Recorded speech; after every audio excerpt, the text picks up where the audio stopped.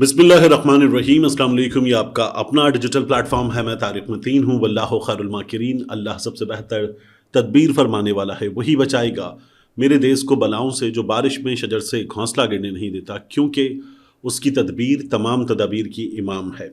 आज नवंबर की 13 तारीख है। मेरा आपसे आज के दिन ये पहला इंटरेक्शन है।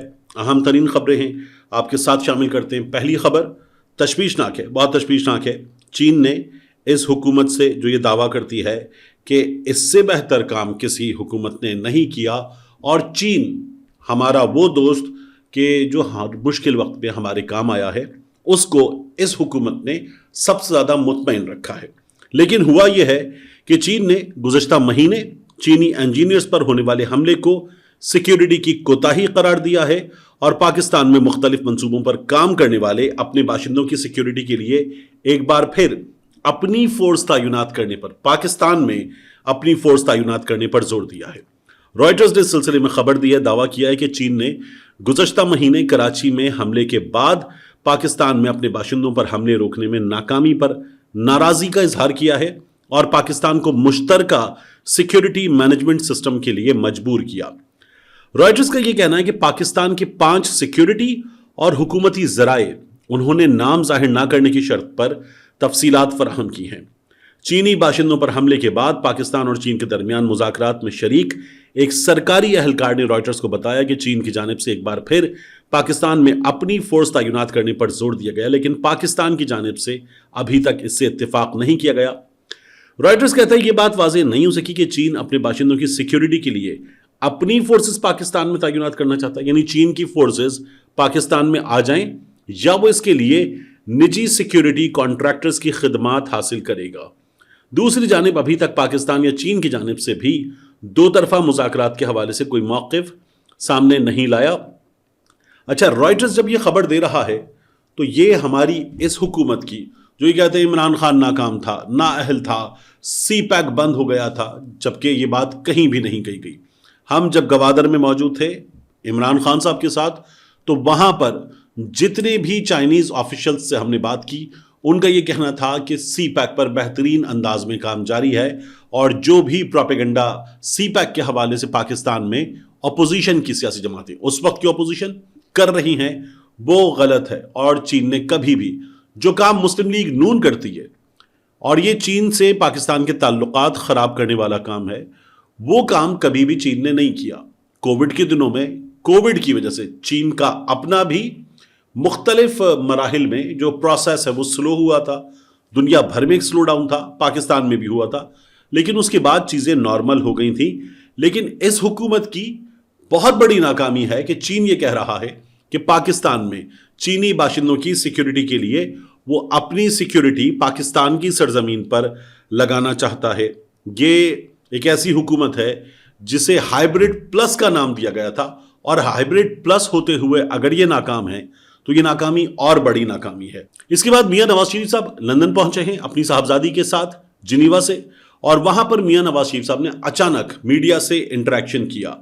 ख्याल ये था कि मियां नवाज शरीफ साहब बहुत बड़े मामलात पर पाकिस्तान में जो इस वक्त चल रहे हैं उन पर बात करेंगे, लेकिन मियां नवाज शरीफ साहब ने इस मौके को भी एक बार फिर अपने अंदर मौजूद एक दुखी रूह को जाहिर करने के लिए इस मौके का इस्तेमाल किया, और फिर मियां साहब वापस शुरू हो गए पाकिस्तान तहरीक इंसाफ के बारे में, इमरान खान के बारे में, और उन मुजाहिरों के बारे में जो लंदन में हुए हैं। मियां साहब ने उनके बारे में गुफ्तगू की।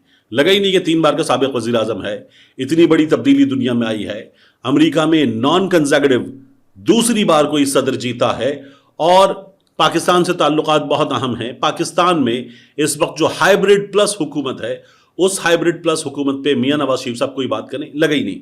मियां नवाज शरीफ साहब ने बहुत छोटे इश्यूज पर बहुत छोटे अंदाज में बात की।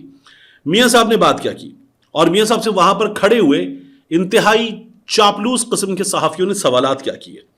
मियां नवाज शरीफ साहब ने कहा कि पाकिस्तान के साथ तमाम मुल्कों के ताल्लुकात अच्छे होने चाहिए। बिल्कुल, मतलब इसमें किसी विजन की ज़रूरत ही नहीं, दुनिया में हर मुल्क के ताल्लुकात दूसरे मुल्क से अच्छे होने चाहिए। फिर मियां साहब ने यह कहा कि शहबाज के इक़दामात से पाकिस्तान की मईशत में बेहतरी आना शुरू हो गई। मियां साहब, आप पाकिस्तान में लोगों से, एक आम आदमी से, कराची में, लाहौर में, इस्लामाबाद में बात करके देखिए। ये जो आपकी हुकूमत कहती है ना महंगाई में कमी आना शुरू हो गई है, میاں صاحب مہنگائی اب بھی بڑھ رہی ہے، مہنگائی کے بڑھنے کی رفتار میں کمی آئی ہے. پہلے مہنگائی ڈبل ڈیجٹس میں زبردست رفتار سے بڑھ رہی ہے، مہنگائی اب بھی بڑھ رہی ہے لیکن مہنگائی کے بڑھنے کی رفتار میں کمی آئی ہے. جس حساب سے آپ لوگوں نے مہنگائی بڑھائی، اگر اسی حساب سے مہنگائی بڑھتی رہے میاں صاحب تو پھر تو عام آدمی کا کباڑا نہیں، سوا ستیہ ناس نہیں، اس کا ہندی میں کہتے ہیں کریا کرم، وہ ہو جائے بلکہ ہو رہا ہے. پھر اس کے بعد میاں نواز شریف صاحب سے سوال ہوا صحافیوں کی جانب سے کہ میاں صاحب انڈین کرکٹ ٹیم پاکستان نہیں آ رہی، کہتے ہیں کہ میاں صاحب اگر کال کر دے تو انڈین کرکٹ ٹیم آ جائے گی. میں حیران ہوں یہ کیسے صحافی ہیں جو کھڑے ہو کے میاں نواز شریف صاحب سے یہ سوال کر رہے ہیں. ان عقل کے اندھوں کو یہ بھی نہیں پتا کہ 2008 سے اب تک بھارت کی کرکٹ ٹیم پاکستان نہیں آئی، اور اس دوران میاں نواز شریف صاحب کی حکومت نے 5 سال پورے کیے، اور وہ 4 سال جن کے لیے میاں نواز شریف صاحب کہتے ہیں 13 سے 17 اس میں میاں نواز شریف صاحب پاکستان میں تھے، وزیر اعظم تھے، اور بغیر ویزا کے، بغیر اطلاع کے اچانک نریندر مودی آ گیا تھا، لیکن انڈین کرکٹ ٹیم تب بھی نہیں آئی تھی. تو یہ جو لندن میں وہ صحافی ہیں جن کے پاس بچی ہوئی میک ڈونلڈز اور KFC کی ٹرے بھی آ جاتی ہے، وہ ایسے ہی سوالات کر سکتے. ان صحافیوں نے یہ کیا. میاں نواز شریف صاحب نے یہ کہا کہ PTI کے دور میں بدقسمتی سے بدتمیزی کے کلچر کو فروغ دیا گیا. انہوں نے اپنی حکومت جانے کے بعد بھی بدتمیزی کے کلچر کو مزید پروموٹ کیا اور حکومت میں آنے سے پہلے بھی پروموٹ کیا. میاں صاحب کہہ رہے تھے کہ انہوں نے نوجوانوں کو بدتمیزی سکھائی ہے، گاڑیوں کے پیچھے لگایا ہے، انڈے ٹماٹر مارنا سکھایا ہے. یہ میاں نواز شریف صاحب بتا رہے تھے. نوجوانوں کو گندے نعرے لگانا اور گالیاں دینا سکھایا ہے پاکستان تحریک انصاف والوں نے. یہ میاں صاحب قاضی فائز عیسیٰ صاحب کی وجہ سے بات کرتے ہوئے کہہ رہے تھے. اب گندے ٹماٹر اور انڈے کس کی گاڑی پر مارے گئے؟ میاں صاحب کو چاہیے اس کی ویڈیو دیں. اور یہ جو گندے گندے نعرے میاں صاحب کہہ رہے ہیں یہ کون لگاتا ہے؟ میں چاہوں گا سب سے پہلے میاں نواز شریف صاحب، ان کی صاحبزادی، مسلم لیگ نون کے خاص طور پر ورکرز، وہ خود دیکھیں کہ گندے گندے نعرے لگانا اور گندی گندی گفتگو کرنا یہ کون کرتا ہے. اور جا کے گندے گندے نعرے لگاؤ. شیوں کا پتہ ہے نا کہاں پڑے ہوتے ہیں؟ قبرستانوں میں الٹے منہ پڑے ہوتے ہیں، نشے کی حالت میں ہوتا ہے، چوہے کی طرح فتنہ خور. اور جا کے گندے گندے نعرے لگاؤ. گیدڑوں کا باپ سب سے بڑا چور، گیدڑ کے کارکن بھی گیدڑ. اور جا کے گندے گندے نعرے لگاؤ. بزدل آدمی نشہ کر کے بے سود پڑا ہوتا ہے، بد کردار شخص اور مکروہ کردار بندر ہے اس کے ہاتھ میں. اور جا کے گندے گندے نعرے لگاؤ. منشیات زدہ شخص، ذہنی مریض، بدبودار گند گھٹیا آدمی. اور جا کے گندے گندے نعرے لگاؤ. منشیات کا عادی فتنہ ہے کو گیدڑ کہتے ہیں. اور جا کے گندے گندے نعرے لگاؤ. ساتھ میں ایک اور چیز دیکھیے، میاں صاحب نے کہا کہ احتجاج ہی اگر آپ کی قسمت میں ہے تو احتجاج تو تمیز سے کرو. میاں نواز شریف صاحب جب لندن میں تھے اور میاں نواز شریف صاحب کے گھر کے باہر مسلسل احتجاج ہوتا تھا تو ایک روز ان کی جماعت کے لوگوں نے غالباً انہی کی ہدایات پر جمائمہ کے گھر کے باہر مظاہرے کا فیصلہ کیا، اور میاں نواز شریف صاحب کی جماعت کے کچھ کارکنان اور کچھ بزرگان جمع ہو کے پہنچ گئے جمائمہ کے گھر کے باہر، اور وہاں پر چند بڈھوں نے فحش ترین ڈانس کیا اور یہ گفتگو کی کہ ہم اس خاتون کے بیڈ روم تک گھس جائیں گے. یہ ان لوگوں نے کیا تھا. جو میاں صاحب کہہ رہے ہیں احتجاج تمیز سے تو کرو، وہ احتجاج تمیز سے کیسے کیا جاتا ہے یہ بھی آپ دیکھیے. تو یہ تو ہمارا نہ دین سکھاتا ہے نہ مذہب سکھاتا ہے. قسمت میں احتجاج لکھا ہے تو کم از کم اس کو کسی اچھے طریقے سے کرو، اچھے طریقے سے کرو، اچھے طریقے سے کرو، اچھے طریقے سے کرو، اچھے طریقے سے کرو. تو یہ تو ہمارا نہ دین سکھاتا ہے نہ مذہب سکھاتا ہے. اور ابھی جب یہ شایان نے احتجاج کیا، اس کے دوستوں نے احتجاج کیا قاضی فائز عیسیٰ کے خلاف، تو کیا ہوا تھا؟ تب شایان کے خلاف میاں نواز شریف صاحب کے ارد گرد نظر آنے والے کرداروں نے سڑک پہ کھڑے ہو کر امینو بلا بھائی، امینو بلا، اس طرح کے نعرے لگائے تھے. تو میاں صاحب یہ تمیز کس نے سکھائی ہے؟ یہ بھی اپنے کارکنوں سے پوچھ کے ہمیں بتائیے گا، ہم ضرور جاننا چاہیں گے، ضرور سیکھنا چاہیں گے.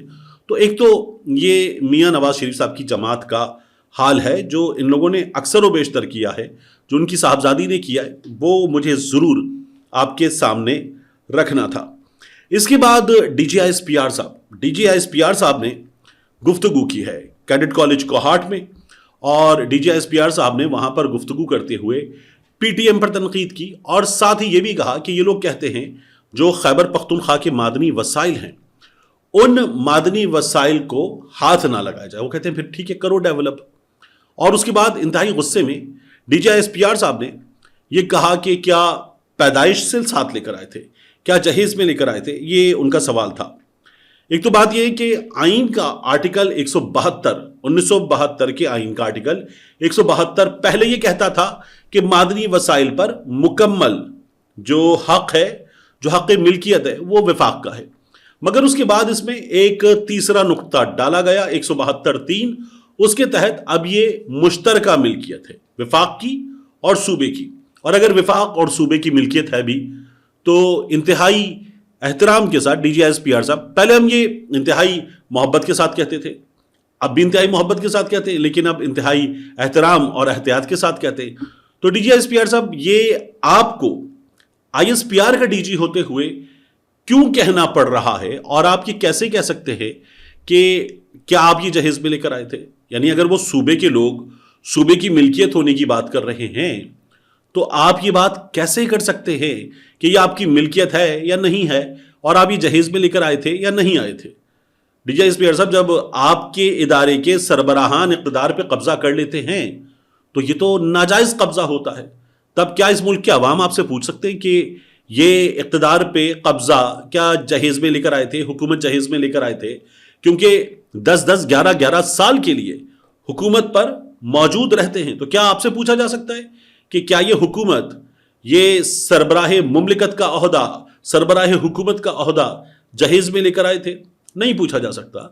तो बिल्कुल इसी तरह आप जो सवाल कर रहे हैं वो सवाल करना आपकी जो जॉब डिस्क्रिप्शंस हैं उनके मुताबिक आपकी जिम्मेदारी नहीं है, लेकिन आप वो सवाल कर रहे हैं। आपकी जिम्मेदारी सिक्योरिटी है, और जब आपके लोग वो जिम्मेदारी अंजाम देते हैं तो सर आंखों पर, जब वो जानों का नजराना पेश करते हैं तो सर आंखों पर। लेकिन ये सवाल आपका सवाल हो नहीं सकता जो सवाल आप कर रहे हैं। और बात यह है कि ये मुल्क जो है, इस मुल्क के बनने के बाद फौज नहीं बनी। वो फौज जो पहले से मौजूद थी, गैर मुनक़सिम हिंदुस्तान पाकिस्तान की, उस फौज का भी बंटवारा हुआ था। हमारे पहले 2 आर्मी चीफ्स वो बरतानवी फौज में थे और पाकिस्तान को फिर वो मिल गए थे। सर डगलस ग्रेसी थे, फ्रैंक वॉल्टर थे। तो ये 2 हमारे पहले आर्मी चीफ्स थे।